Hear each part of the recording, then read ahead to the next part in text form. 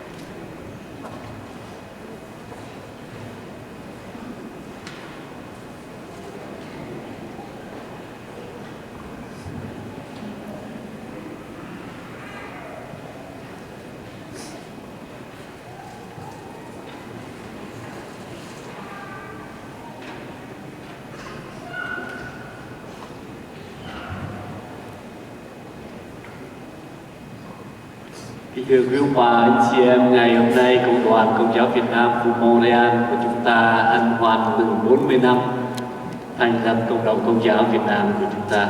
Trong cái tâm tình ngợi khen, tạ ơn và chúc tụng Thiên Chúa, chúng ta tụ họp nhau nơi đây và chúng ta thấy có sự hiện diện cái đặc biệt của một số đức ông và đặc biệt là Đức cha Christian Lipin, tổng giáo phận của chúng ta. Bonjour Monseigneur, nous sommes très heureux de vous accueillir aujourd'hui pour la fête du 40e anniversaire de la fondation de notre communauté. En présence de cette Eucharistie, nous voyons aussi tout d'abord Monseigneur Mario Paquette.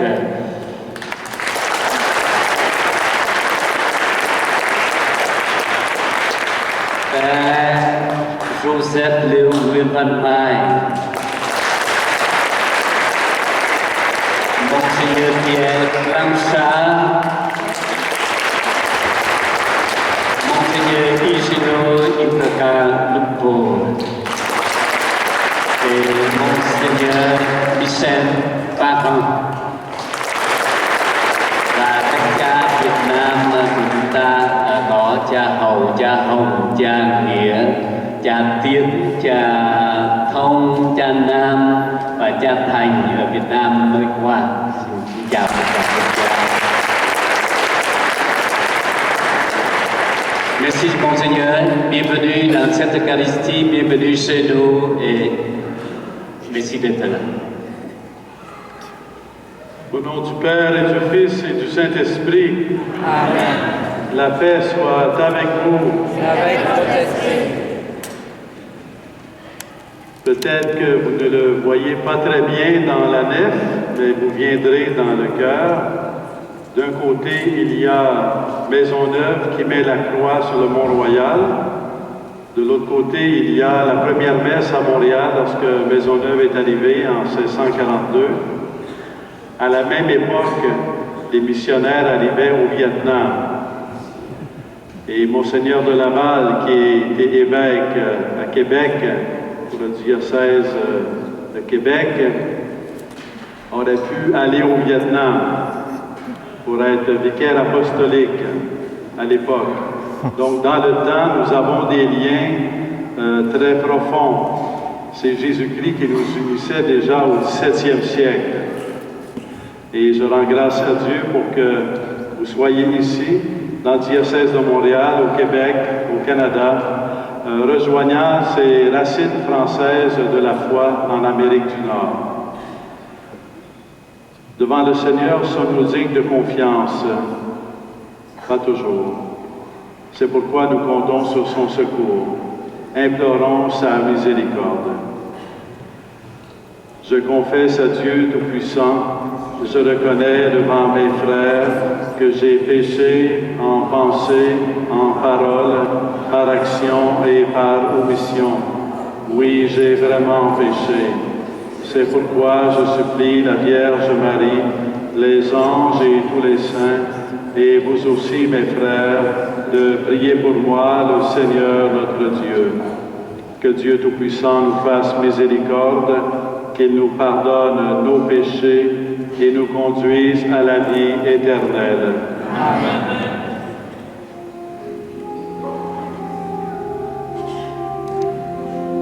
Xin Chúa thương xót chúng con. Xin Chúa thương xót chúng con. Xin Chúa Kitô thương xót chúng con.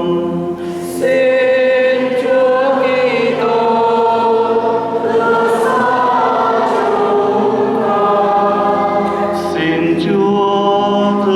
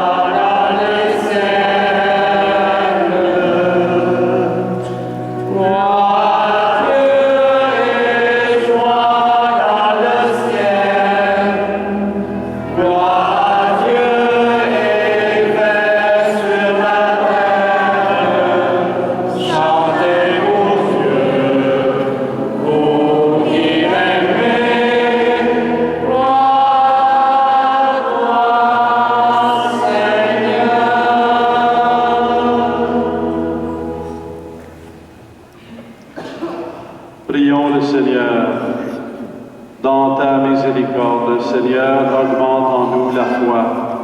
Puisque la gloire de tes martyrs, André Duglac et ses compagnons, est d'avoir tenu jusqu'à la mort, donne-nous de trouver notre salut dans une fidélité à toute épreuve. Par Jésus-Christ, ton Fils, notre Seigneur et notre Dieu, qui règne avec toi et le Saint-Esprit, maintenant et pour les siècles des siècles. Amen. Lời Chúa trong sách Ma-ca-bê quyển thứ 2. Hồi ấy, có 7 anh em bị bắt cùng với bà mẹ. Vua Antioco cho lấy roi và cân bò mà đánh họ, để bắt họ ăn thịt heo là thức ăn luật Mô-sê cấm. Bà mẹ là người rất bậc xứng đáng cho ta khâm phục và kính cẩn ghi nhớ.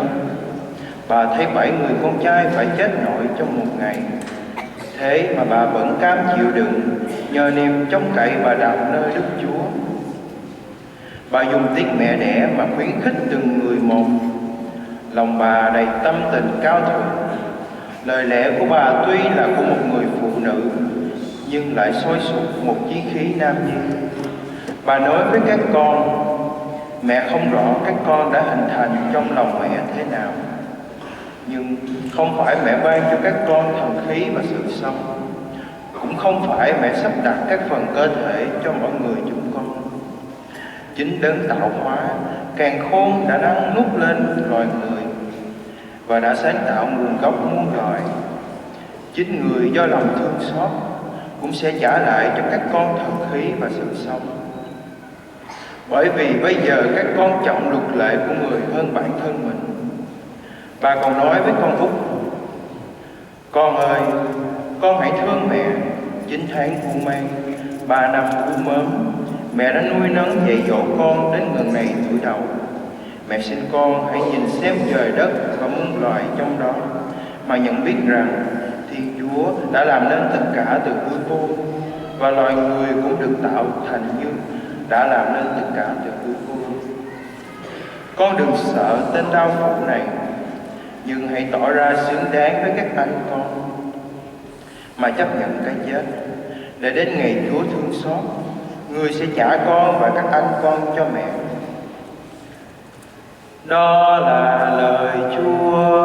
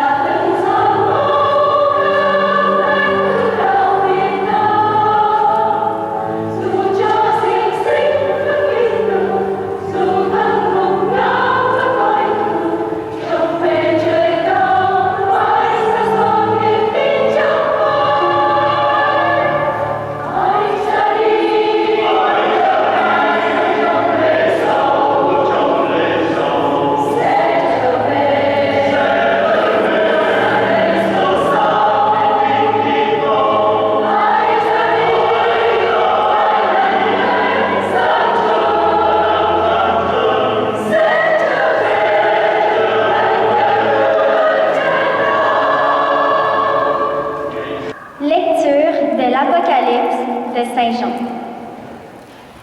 Moi, Jean, j'ai vu. Et voici une foule immense que nul ne pouvait dénombrer. Une foule de toutes nations, tribus, peuples et langues. Ils se tenaient debout devant le trône et devant l'agneau, vêtus de robes blanches, avec des palmes à la main. Ils s'écriaient d'une voix forte: le salut appartient à notre Dieu qui siège sur le trône et à l'agneau. Tous les anges se tenaient debout autour du trône, autour des anciens et des quatre vivants, se jetant devant le trône, face contre terre, ils se prosternèrent devant Dieu. Et ils disaient, Amen, louange, gloire, sagesse et action de grâce, honneur, puissance et force à notre Dieu, pour les siècles des siècles. Amen. L'un des anciens prit alors la parole et me dit, ces gens vêtus de robes blanches, qui sont-ils et d'où viennent-ils? Je lui répondis, mon Seigneur, toi, tu le sais. Il me dit, ceux-là viennent de la grande épreuve. Ils ont lavé leurs robes, ils les ont blanchies par le sang de l'agneau. C'est pourquoi ils sont devant le trône de Dieu et le servent jour et nuit dans son sanctuaire. Celui qui siège sur le trône établira sa demeure chez eux. Ils n'auront plus faim, ils n'auront plus soif, ni le soleil, ni la chaleur ne les accablera, puisque l'agneau qui se tient au milieu du trône sera leur pasteur pour les conduire aux sources des eaux de la vie. Et Dieu essuiera toutes larmes de leurs yeux. Parole du Seigneur. Gloire au Père.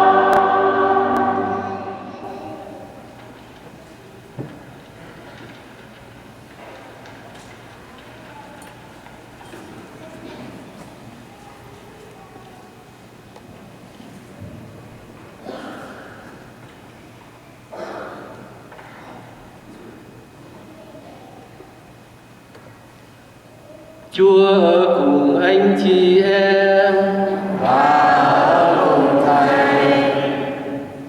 Tin mừng Chúa Giêsu Kitô theo Thánh Luca. Lạy Chúa, vinh danh Chúa.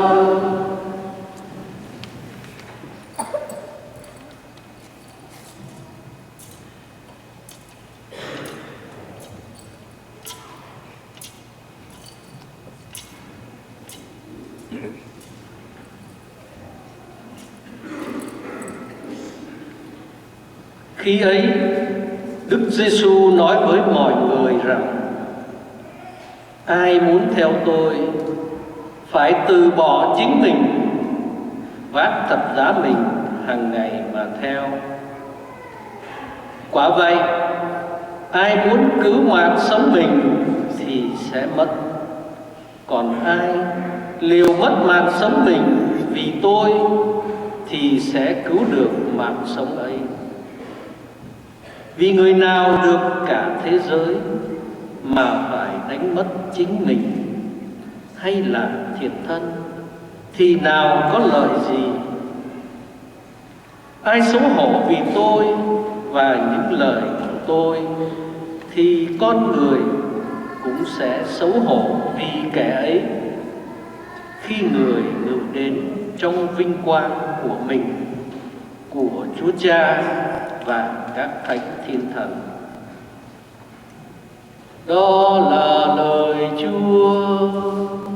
Lạy Chúa Kitô, lời khen Chúa.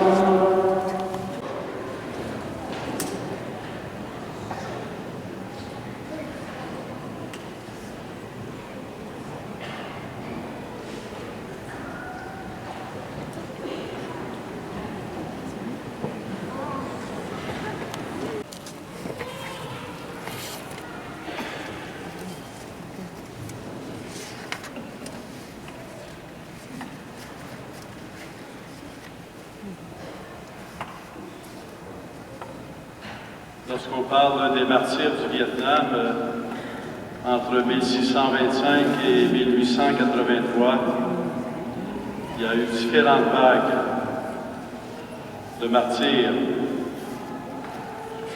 On a canonisé les martyrs du Vietnam au nombre de 117.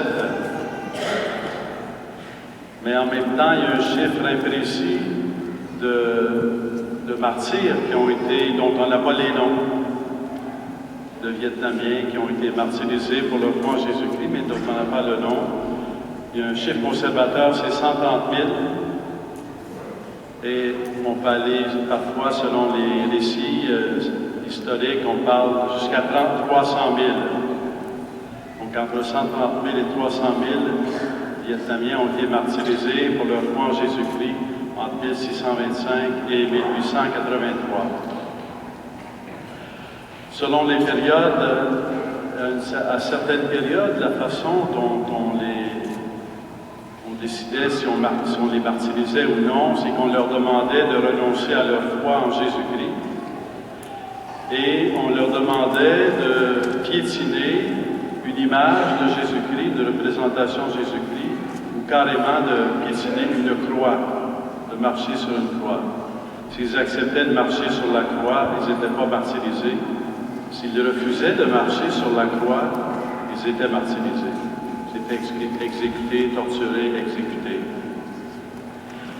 Mais ce qu'il y a d'extraordinaire, dans un certain sens, c'est non seulement la fidélité, parce que c'est pas seulement la fidélité d'un, c'est la fidélité d'un peuple. Quand un tel nombre est martyrisé pour sa foi en Jésus-Christ, ce que ça témoigne, c'est que le peuple de Dieu au Vietnam a cette tradition d'être un peuple fidèle. Et l'autre aspect, c'est aussi qu'ils étaient très bien identifiés. On savait en quoi ils croyaient. On savait qu'ils croyaient en Jésus-Christ parce qu'on leur demandait de piétiner une image de Jésus-Christ. Et on savait que celui en qui ils croyaient, Jésus-Christ, c'était le crucifié et ressuscité. On savait qu'ils croyaient en Jésus-Christ crucifié et ressuscité, tellement que comme signe de renonciation à leur foi, on leur demandait de marcher sur le crucifix, sur la croix. C'est un témoignage de fidélité, mais en même temps, c'est un témoignage de clarté de la foi. Quand on croit en Jésus-Christ, il y a bien des choses dans la foi catholique, et peut-être qu'on est porté, on sait plus trop parfois ce qui est important, ou ce qui est central, ou ce qui est essentiel. Mais la tradition catéchétique au Vietnam, dans le peuple vietnamien, le peuple de Dieu vietnamien, le peuple catholique vietnamien, est très centré sur Jésus-Christ, et c'est en même temps sa force. Un peuple non seulement catholique, mais un peuple centré sur Jésus-Christ, crucifié et ressuscité. C'est vraiment au cœur de la foi, et ça dénote la grande qualité des catéchètes et des évangélisateurs qui ont œuvré au Vietnam. Dans les 117 martyrisés, quelques-uns étaient, à peu près une vingtaine, venaient de d'autres pays d'Europe, de France, du Portugal, d'Espagne. Mais 96 étaient des Vietnamiens eux-mêmes. Parmi ces Vietnamiens, il y avait des prêtres, il y avait des séminaristes, il y avait des laïcs en grand nombre. Et il y avait particulièrement une laïque, une femme, mère de famille, qui a été martyrisée. On est familier avec André Dunlac, le prêtre martyrisé pour sa foi en Jésus-Christ. On est moins familier avec Agnès Lay, cette mère de 6 enfants qui a aussi été martyrisée parce qu'elle a protégé un prêtre. Elle a aussi été martyrisée.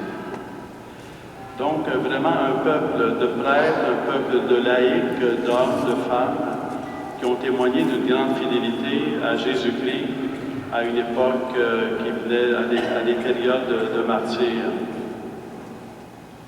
Le nom que porte votre mission est un nom rempli de richesse, un nom rempli de force, un nom rempli de foi. La mission Saint-Martyr du Vietnam. Alors, je vous invite à toujours garder contact avec ce nom, à vous inspirer des racines de la foi de votre peuple, à vous inspirer de la clarté de la foi. Croire, c'est croire en Jésus-Christ, vrai Dieu, vrai homme, crucifié et ressuscité.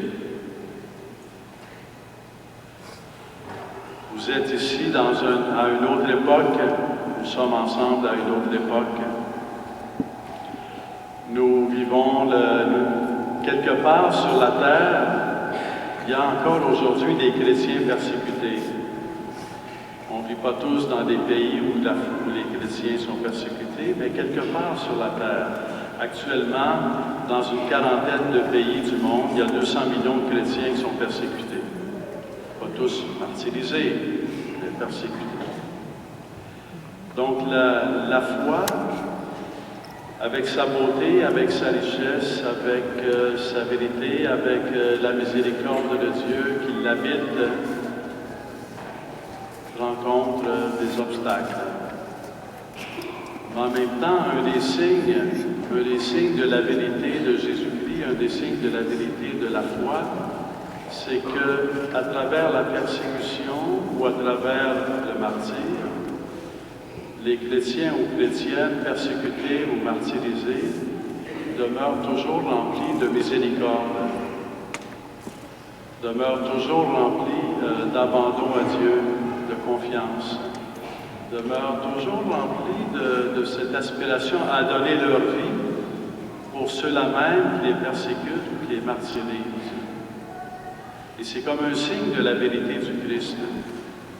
Parce que lorsqu'on est, entre guillemets, persécuté, lorsqu'on a des ennemis qui nous persécutent et qui veulent notre mal, notre premier réflexe, c'est certainement pas de vouloir leur bien. Mais lorsque, croyant en Jésus-Christ, on vit cette parole de Jésus qui dit « Aimez ceux qui vous persécutent, priez pour vos ennemis », ça devient comme un signe que Jésus-Christ est vrai. Parce que humainement, est-ce qu'on peut aimer son ennemi? Humainement, est-ce qu'on peut prier pour quelqu'un qui nous persécute? Humainement, est-ce qu'on peut, par nos seules forces, aimer son ennemi et prier pour ceux qui nous persécutent? L'expérience humaine nous dit non. Sauf quelques exceptions, il y a toujours. L'expérience humaine nous dit non. Pourquoi est-ce que ça devient possible? Parce que c'est la grâce de Jésus-Christ. Parce que Jésus-Christ lui-même n'a persécuté personne. Il a été persécuté. Jésus-Christ lui-même n'a fait violence à personne. On lui a fait violence. Jésus-Christ lui-même n'a crucifié personne. Il a été crucifié.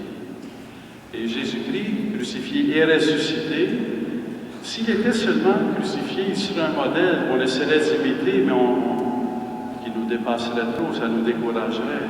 Mais parce qu'il est ressuscité, il est vivant et il nous donne la grâce de participer à sa vie, de participer à son amour, de participer à sa force d'aimer, de participer à sa paix. Parce qu'il est ressuscité, il nous rend capable, par sa grâce, de vivre comme lui. Il nous rend capable de l'imiter. Et dans ce sens-là, quand on dit le mot martyr, c'est un mot qui vient de témoignage. Martyr, c'est un mot grec qui veut dire témoin. Et le martyr, c'est pas seulement celui qui témoigne de Jésus-Christ parce qu'il a été tué, c'est celui qui témoigne de Jésus-Christ parce qu'il a continué de prier et d'aimer alors qu'il était martyrisé. C'est ça le témoignage du martyr. Il n'a jamais cessé, le martyr n'a jamais cessé de prier et d'aimer, alors même qu'il était martyrisé. Et dans ce sens-là, le martyr devient comme le signe par excellence que Jésus-Christ, c'est vrai. Parce que quand quelqu'un de martyrisé, par grâce, continue de prier et d'aimer et de pardonner, c'est un signe que Jésus-Christ, c'est vrai et qu'il est vraiment dans notre cœur et qu'il vient vraiment nous transformer et qu'il vient vraiment nous rendre capables d'aimer. L'histoire des martyrs du Vietnam, les 117 qui ont été canonisés, mais en même temps que de ce peuple de martyrs de plus de 130 000 victimes, sont un témoignage, témoignent tous ensemble de la vérité et de l'amour de Jésus-Christ. Jésus-Christ, c'est vrai, parce que lorsqu'on est disciple de Jésus-Christ, on reçoit la grâce d'aimer comme lui.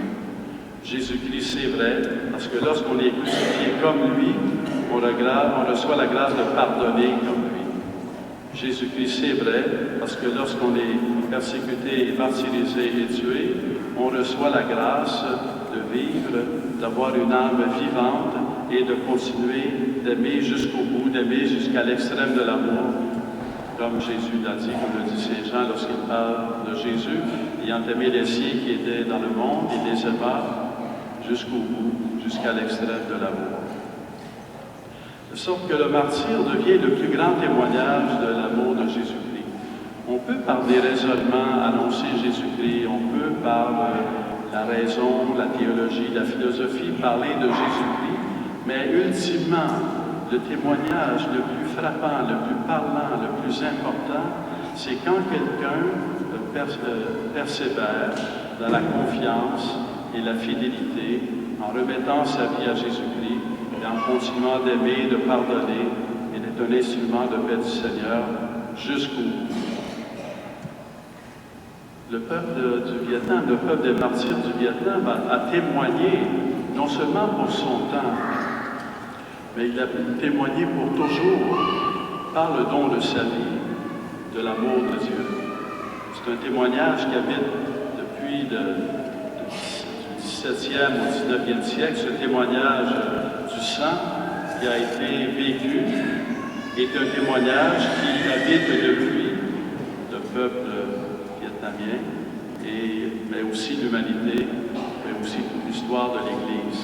C'est un témoignage qui nous rejoint ici même aujourd'hui, que l'on soit vietnamien ou non. C'est un privilège et un grand don de porter le nom Saint-Martyr du Vietnam. Mais en même temps, c'est une mission, c'est un appel.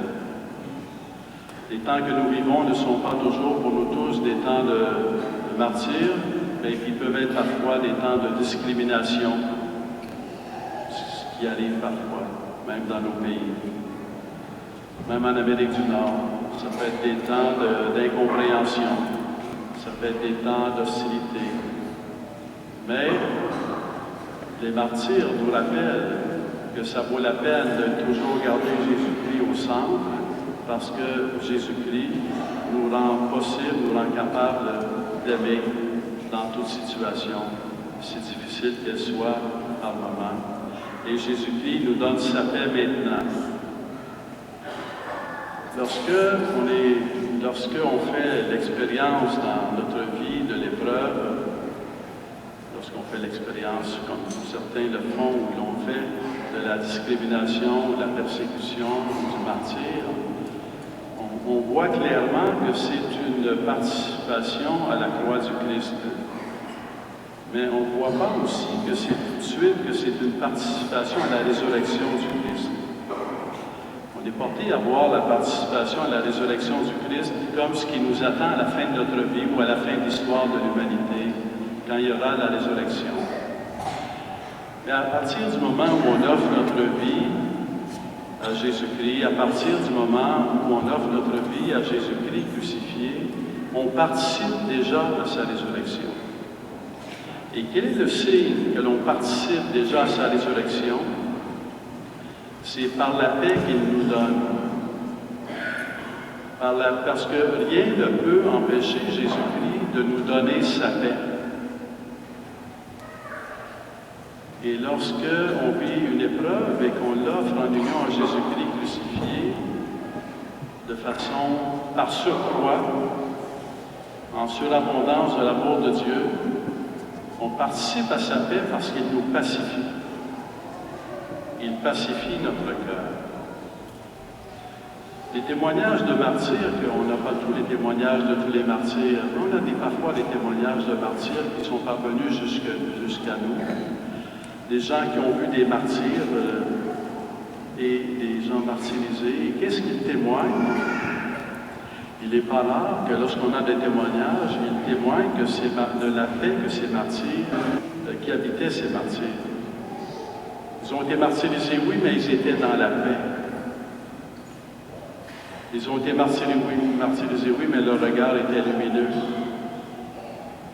Ils ont été martyrisés, oui, mais ils s'étaient donnés jusqu'au bout. C'est la puissance de la résurrection du Christ qui rend capable d'aimer jusqu'au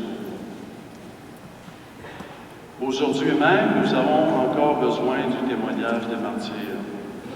Nous en avons besoin pour des contextes sociaux peut-être que nous pouvons vivre sur la Terre, sur l'ensemble de la planète, mais nous en avons besoin aussi tout simplement pour la vie quotidienne.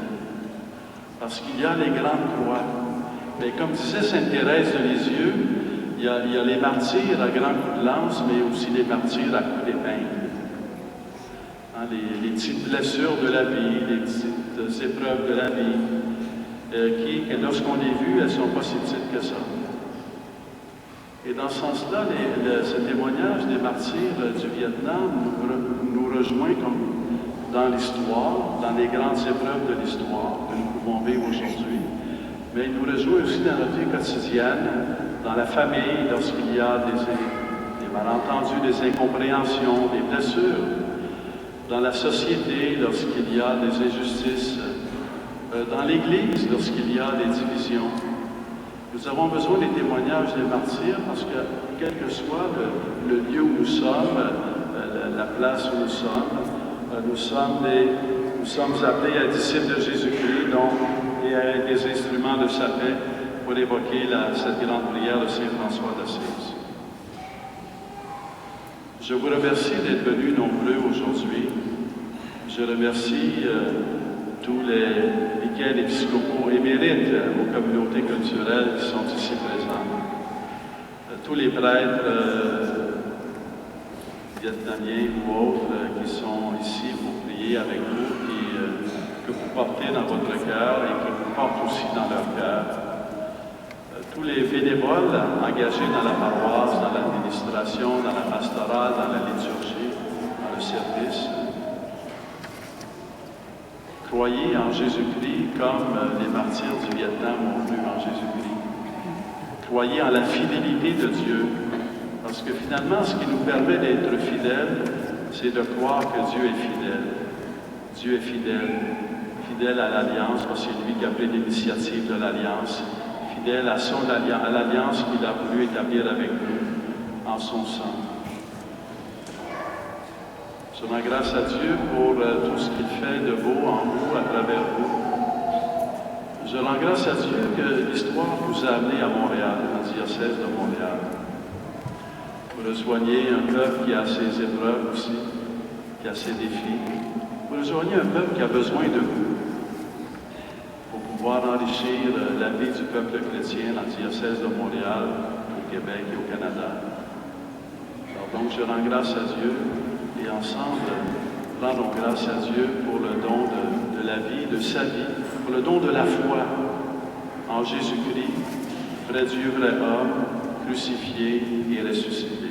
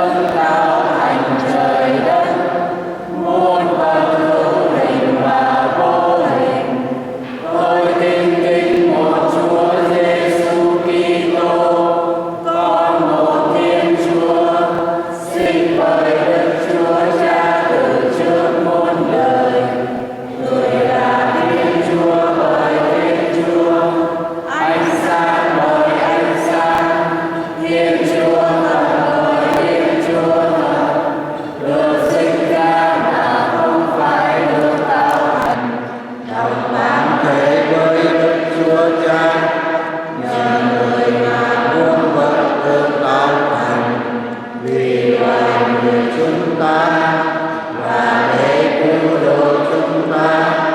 Người đã từ trời xuống thế với phép Đức Chúa Thánh Thần.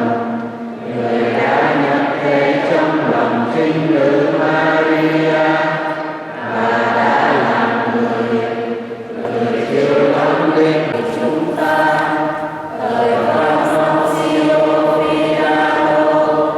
Người chịu khổ hình và mai táng. Ngày thứ ba người sống lại như lời thánh kinh. Người lên trời, người lên hữu Đức Chúa Cha, và người sẽ lại đến trong vinh quang để phán xét kẻ sống và kẻ chết. Nước người sẽ không bao giờ buồn. Tôi tin kính Đức Chúa Thánh Thần là Thiên Chúa và là đấng ban sự sống. Người mời Đức Chúa Cha và Đức Chúa Con mà ra. Người được phụng thờ và tôn vinh cùng với Đức Chúa Cha và Đức Chúa Con. Người đã dùng các tiên tri mà phán dạy. Tôi tin hội thánh duy nhân, thánh thiện, tôn giáo và công truyền. Tôi tin sự có một phép thừa để tha tội. Tôi trong đời kẻ chết sống lại và sự sống đời sau. Amen. Avec la foule innombrable des saints dans le ciel, faisons monter nos prières vers Dieu, Père de tous les hommes de la terre. Các thánh tử đạo đã theo Chúa trên con đường thập giá, xin cho mọi người được vững chí bền lòng những khi gặp thử thách gian nan. Chúng ta cùng cầu xin Chúa. Xin Chúa nhận lời chúng con. Các thánh tử đạo đã vâng lời Thiên Chúa hơn vâng lời người phàm. Xin cho các tín hữu biết noi gương các ngài những khi phải lựa chọn. Chúng ta cùng cầu xin Chúa. Xin Chúa nhận lời chúng con. Các thánh tử đạo đã anh dũng tuyên xưng danh Chúa. Xin cho các Kitô hữu một niềm tin vững mạnh. Chúng ta cùng cầu xin Chúa. Xin Chúa nhận lời chúng con. Các thánh tử đạo đã chấp nhận thành hạt lúa gieo vào lòng đất. Xin cho hội thánh trên quê hương Việt Nam thâu lượm được mùa lúa dồi dào. Chúng ta cùng cầu xin Chúa. Xin Chúa nhận lời chúng con.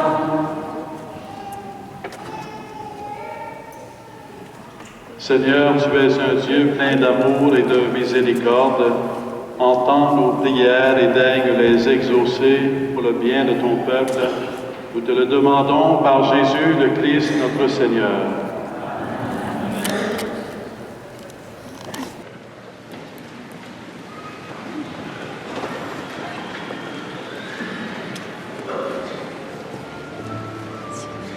Nhân kỷ niệm 40 năm ngày thành lập cộng đồng Công giáo Việt Nam vùng Montreal, nguyện cầu cho cộng đồng Công giáo Việt Nam luôn phát triển về mọi mặt trong tinh thần đoàn kết thương yêu. Nguyện cầu cho quý linh mục, quý tu sĩ cùng toàn thể giáo dân luôn thân tín an lành trong Chúa và mẹ Maria, ban quản trị và hội đồng phục vụ dân. Và các nghi lễ hôm nay không cao nhưng cũng được dâng lên trong thánh lễ hôm nay.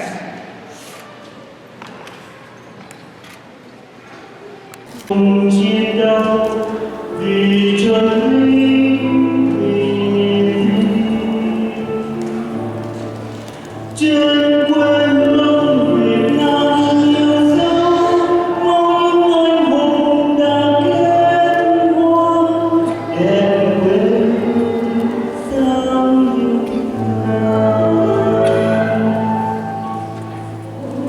yêu Việt Nam yêu dấu đất khát vọng niềm tin.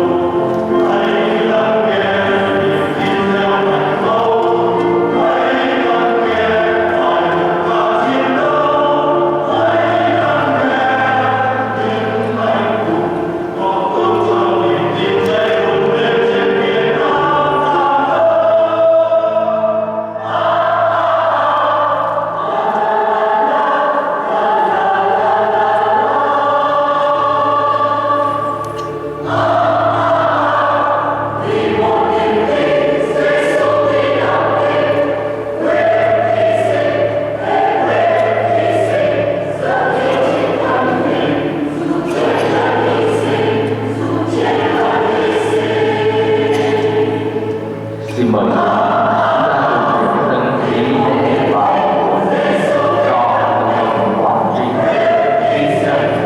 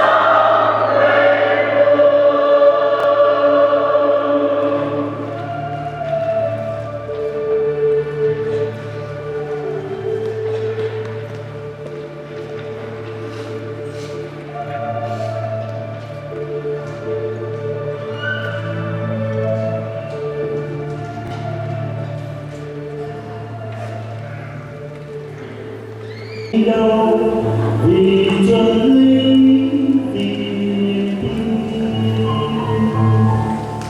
trên quê hương Việt Nam nhiều dấu mong những anh hùng đã kết hoa đèn quê hương sáng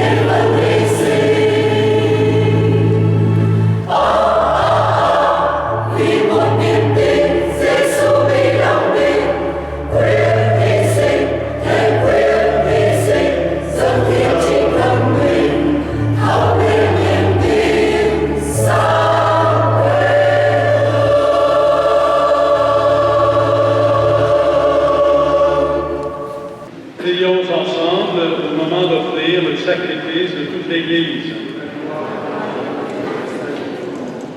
Sur les offrandes que nous présentons, Seigneur, jette un regard de pardon et de paix, pour qu'à l'exemple de Saint André Douvlac et ses compagnons, en célébrant la passion de ton Fils, nous entrions de tout cœur dans son mystère.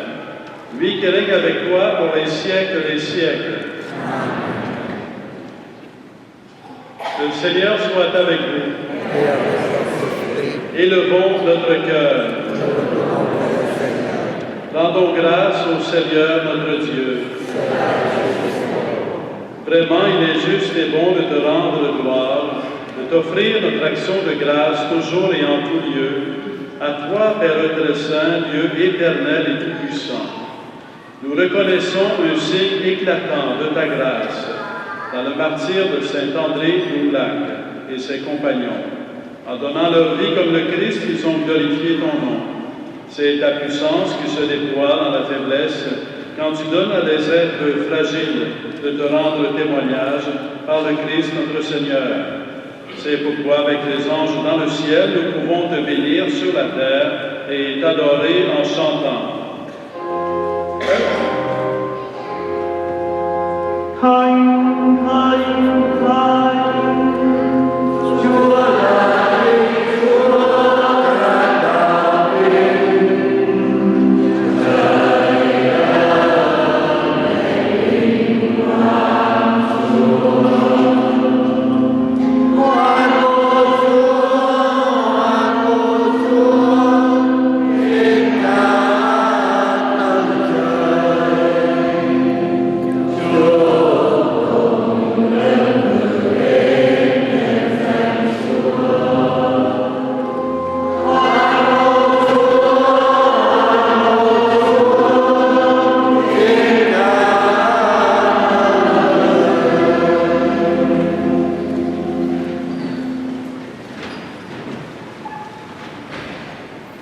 Toi qui es vraiment saint, toi qui es la source de toute sainteté, nous voici rassemblés devant toi. Et dans la communion de toute l'Église, en ce premier jour de la semaine, nous célébrons le jour où le Christ est ressuscité d'entre les morts. Par lui que tu as élevé à ta droite, Dieu notre Père, nous te prions. Sanctifie ces offrandes en répandant sur elles ton esprit, qu'elles deviennent pour nous le corps et le sang de Jésus le Christ, notre Seigneur. Au moment d'être livré, d'entrer librement dans sa passion, il prit le pain, il rendit grâce, il le rompit et le donna à ses disciples en disant: Prenez et mangez-en tous, ceci est mon corps, livré pour vous.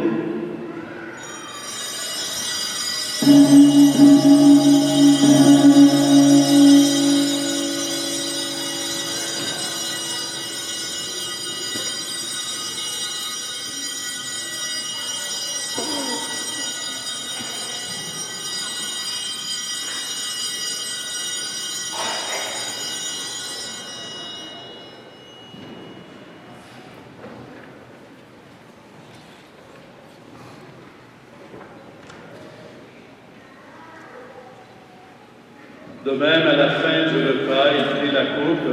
De nouveau, il rendit grâce et la donna à ses disciples en disant: Prenez et buvez-en tous, car ceci est la coupe de mon sang, le sang de l'alliance nouvelle et éternelle, qui sera versé pour vous et pour la multitude en rémission des péchés. Vous ferez cela en mémoire de moi.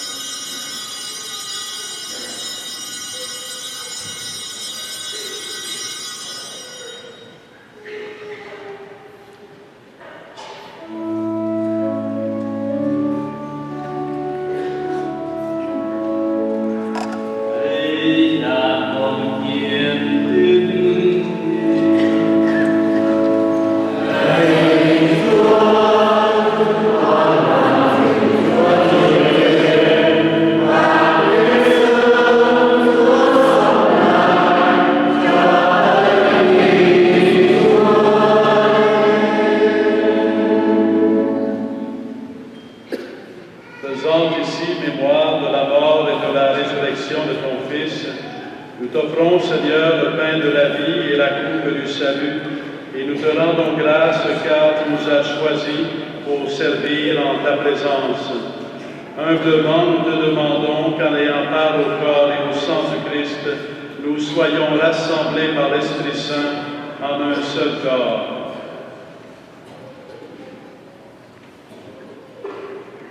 Souviens-toi, Seigneur, de ton Église répandue à travers le monde.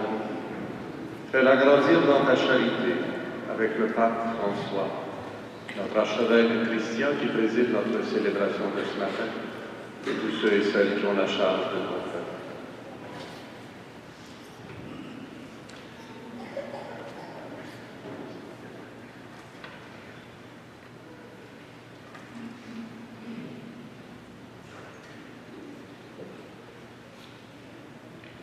Xin Chúa cùng gia đình anh chị em tín hữu chúng con đa nghĩ trong niềm hy vọng sống lại và mọi người đã qua đời.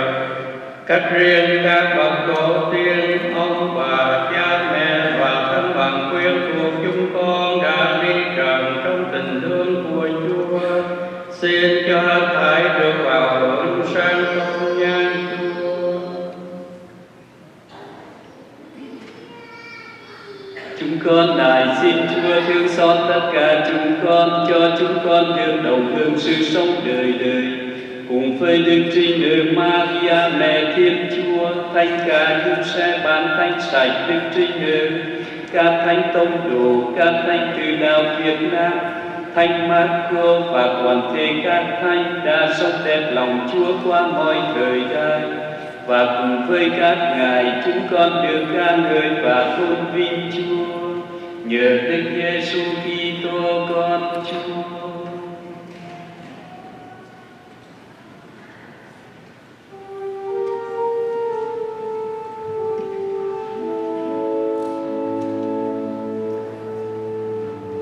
Par lui, avec lui et en lui, à toi, Dieu le Père Tout-Puissant, dans l'unité du Saint-Esprit, tout honneur et toute gloire pour les siècles des siècles.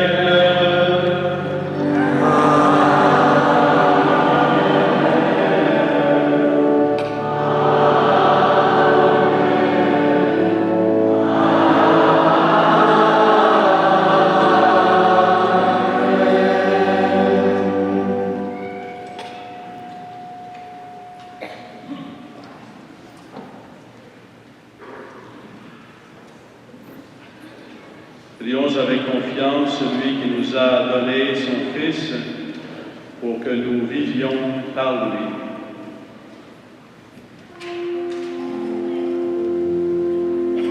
Pater noster, qui es sanctificetur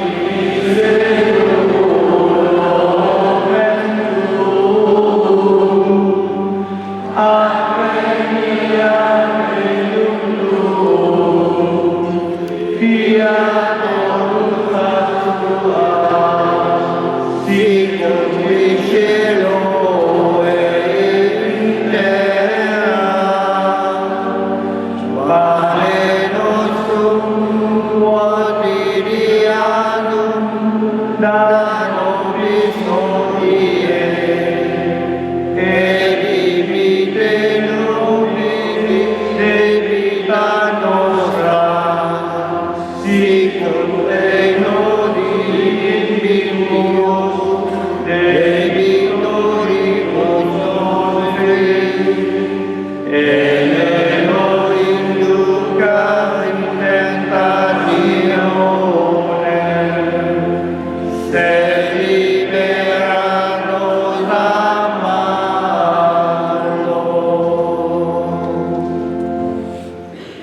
Délivre-nous de tout mal, Seigneur, et donne la paix à notre temps. Par ta miséricorde, libère-nous du péché. Rassure-nous devant les épreuves. En cette vie, nous espérons le bonheur que tu promets et l'avènement de Jésus-Christ, notre Sauveur.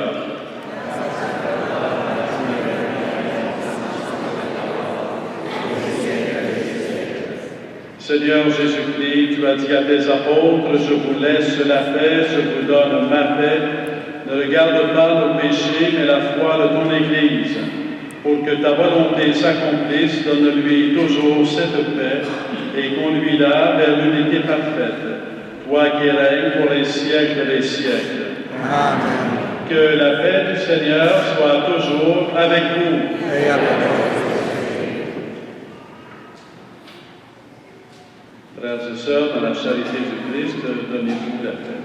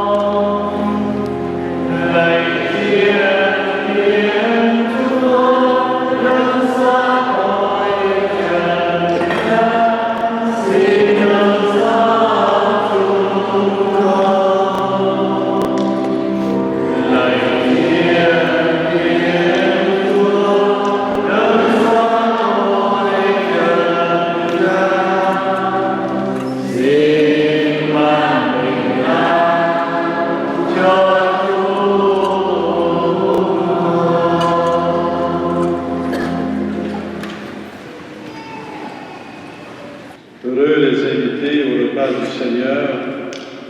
Voici l'agneau de Dieu qui enlève le péché du monde. Seigneur, je ne suis pas digne de te recevoir, mais dis seulement une parole et je serai guéri.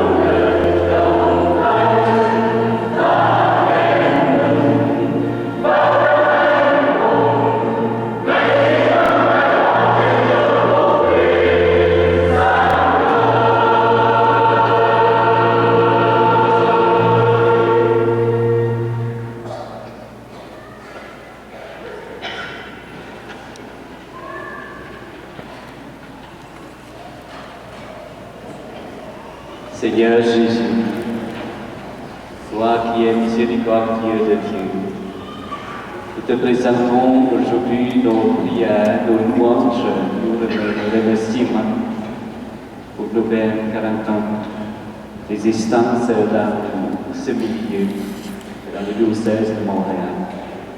Nous te rendons grâce, Seigneur, pour tant de merveilles. Nous te demandons aussi de susciter encore la foi dans nos jeunes, dans notre communauté. Merci, Seigneur, pour tant de merveilles, pour tant de grâce.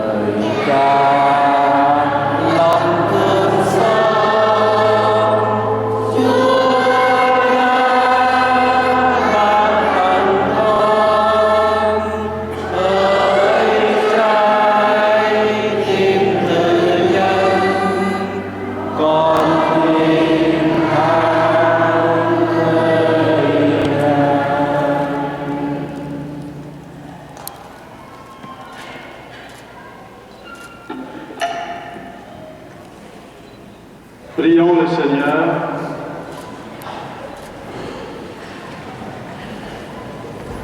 Nourris du corps et du sang de ton Fils, nous te prions, Seigneur, en cette fête des saints martyrs, André Doublac et ses compagnons.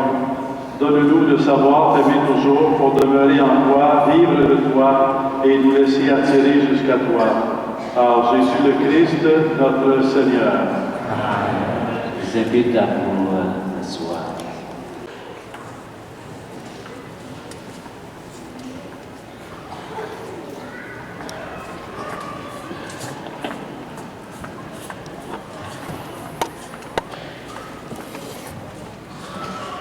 Bonjour, Monseigneur Christian Lépine, archevêque de Montréal, les Monseigneurs vicaires épiscopaux, les prêtres, diacres, religieux et religieuses, tous les invités, amis, les fidèles, et à vous toutes ici présents. Tout d'abord, nous voulons remercier le Seigneur pour tant de grâces reçues depuis 40 ans. C'est une histoire d'amour et de foi de la communauté catholique vietnamienne dans ce beau diocèse de Montréal. Nous sommes très heureux de vivre et célébrer notre foi dans cette société que nous vivons présentement et nous voulons contribuer à faire grandir la foi catholique dans le milieu. Il y a 44 ans, depuis la première vague de réfugiés qui sont arrivés, que la province de Québec, la ville de Montréal nous a accueillis chaleureusement à bras ouverts, Nous sommes reconnaissants et nous remercions votre prédécesseur, archevêque émérite de Montréal, Monseigneur Paul Grégoire, qui a fondé notre communauté, et ensemble, nous avons célébré notre première messe en vietnamien il y a 40 ans. Depuis 40 ans, de l'église très Saint-Sacrement, Saint-Philippe et maintenant à Saint-Marc, nous avons toujours travaillé fort pour bâtir une communauté chrétienne vivante. Nous souhaitons que la flamme de la foi soit toujours brillée et ne s'éteigne jamais. Monseigneur archevêque et les invités, nous vous remercions beaucoup de donner votre temps précieux, de venir célébrer avec nous aujourd'hui notre 40 ans d'existence dans ce diocèse. Votre présence et votre homélie renforcent notre foi. Nous continuons toujours avec vous de répandre la foi chrétienne. Merci pour votre amour et votre support pour la communauté catholique vietnamienne. Nous prions le Seigneur Jésus, notre Sauveur, de vous combler de sa bénédiction.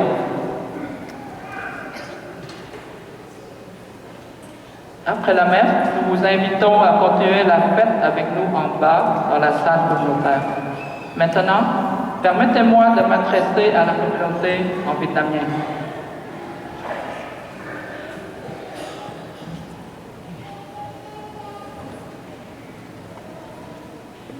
Trong kính Đức Tổng Giám mục, quý Đức Cha Phụ tá, Linh mục quản nhiệm, Linh mục cựu quản nhiệm, cha phó cùng quý cha đồng tế, thầy phó tế bệnh viện, quý vị tu sĩ nam nữ, cùng toàn thể quý ông bà chị em, hòa chung niềm vui trong ngày đại lễ các thánh tử đạo Việt Nam. Hạnh phúc thay được có Đức Tổng Giám mục chủ tế, các linh mục đồng tế và đông đảo giáo dân từ muôn nơi trở về. Trước hết, chúng ta cùng tạ ơn Thiên Chúa vì quả thật không có Thầy, chúng con không thể làm được gì. Chúng ta cảm tạ Chúa đã thực hiện những việc lạ lùng và tuôn đổ tràn đầy hồng ân trên cộng đồng chúng ta trong suốt 40 năm qua. Kính thưa quý ông bà chị em, vâng, 40 năm ân sủng từ những đoàn người tị nạn thưa thớt đến Montréal định cư cho đến hôm nay, giáo dân ngồi chật nhà thờ mỗi thánh lễ chủ nhật. 40 năm ân sủng từ những thánh lễ tại nhà nguyện tại Đại Chủng Viện đến sú xôn của một nhà thờ đi thuê, cho đến hôm nay một ngôi thánh đường xanh mát khang trang uy nghi đã từng được mệnh danh là nhà thờ chánh tòa phía đông Montréal. Một chặng đường 40 năm nhìn lại cũng là để dịp nhớ tới và tri ân đặc biệt các linh mục quản nhiệm, tu sĩ, hội đồng quản trị, hội đồng mục vụ, các giáo dân, những người còn sống cũng những người đã qua đời, đã cộng tác với các vị chủ chăn để chăm lo cho đời sống tinh thần của dân Chúa được tốt đẹp hơn. Trong dịp mừng 40 năm ngày thành lập giáo xứ các thánh tử đạo Việt Nam, nhìn lại sự ổn định và phát triển của cộng đồng, đây ắt là công lao to lớn của các cha quản nhiệm qua mọi thời, các tu sĩ nam nữ, các ân nhân và bao thế hệ giáo dân. Chúng ta cùng vinh danh, ngợi ca và cảm tạ Thiên Chúa. Xin Chúa tiếp tục gìn giữ và ban ơn lành cho mỗi gia đình và mỗi người chúng ta trong suốt thời gian sắp tới. Như lời nhắn nhủ của Đức Thánh Cha Francisco trong năm 2019 này, Đức Thánh Cha mời gọi các tín hữu tận dụng mọi khả năng Chúa ban như những nén bạc để truyền giáo, trước tiên bằng cuộc sống, để nhiều người được biết tin mừng cứu độ của Chúa. Vậy, xin thay mặt Hội đồng Quản trị kính chúc cộng đồng Công giáo các thánh tử đạo Việt Nam vùng Montréal luôn sống xứng đáng và noi theo gương hào hùng và anh dũng của các thánh tử đạo, sống ngày càng được phát triển trong đời sống đức tin, hiệp nhất và yêu thương, hầu loan báo tin mừng cho mọi người chung quanh. Thật vậy, 4 mùa Chúa đổ hồng ân, Ngài gieo màu mỡ ngập tràn lối đi. Cộng đồng chúng ta được như ngày hôm nay, tất cả là nhờ ơn Chúa, ơn bảo trợ của Đức Mẹ, cũng như lời cầu bầu của các thánh tử đạo Việt Nam, bổn mạng giáo xứ. Cùng với hồng ân Thiên Chúa và ơn phù trợ của các thánh tử đạo Việt Nam, nguyện xin Thiên Chúa chúc phúc lành cho quý cha quản nhiệm, quý cựu quản nhiệm, quý cha phó, quý cha Việt Nam vùng Montreal, quý thầy phó tế bệnh viện, quý tu sĩ nam nữ, quý ân nhân và toàn thể quý vị giáo dân được mạnh khỏe, hạnh phúc, an vui và tràn đầy ơn Chúa Thánh Thần, để mỗi người luôn là nhân chứng sống động và mang ánh sáng của Chúa Giêsu chiếu tỏa giữa lòng đời hôm nay. Xin cảm ơn toàn thể quý ông bà chị em.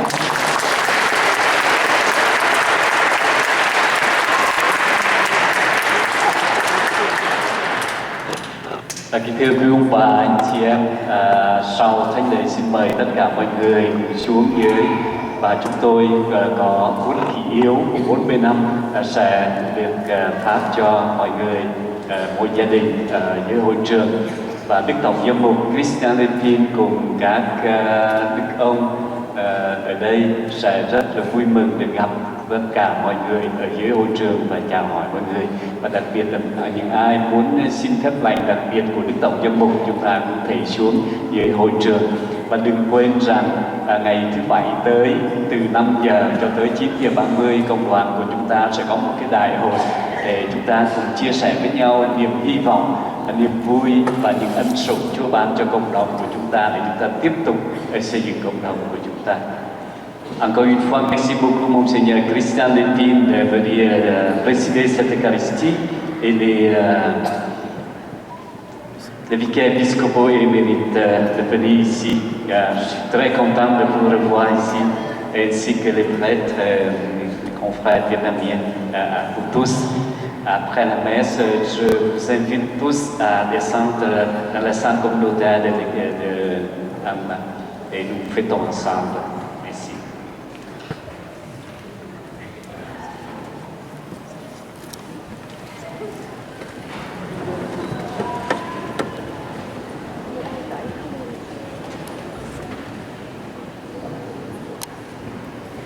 Je me joins à vous à la salle paroissiale.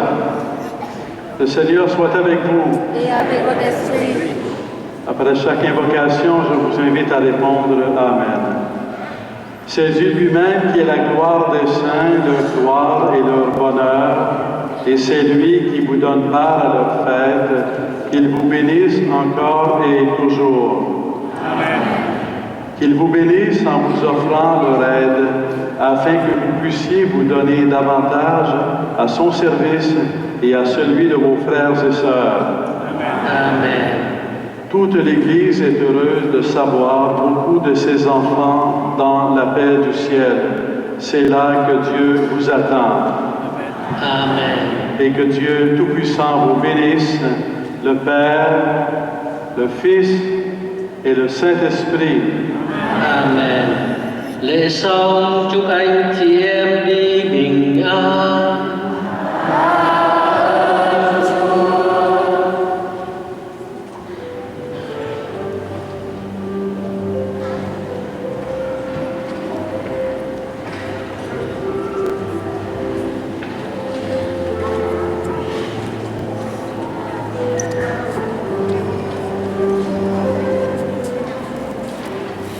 Như cha sai thầy, thầy cũng sai anh em. Mau mau lên đường, loan báo tin mừng Thiên Chúa. Như cha sai thầy, thầy cũng sai anh em. Sống giữa muôn người, làm chứng cho tình yêu. Anh em ra đi không nơi trần rơi. Anh em ra đi khó khăn trần. Chúng con trong kiểu các thánh đức mẹ Chúa Trời xin ký kê cho bởi lời chúng con nguyện trong cơn gian nan Thiên Tôn nước động trên hiển vinh sáng la. Ngài đã khăn trái tim Đức Chúa Giêsu. Ngài trái tim được khăn cực tình Đức Thánh Đức Bà Đức Bà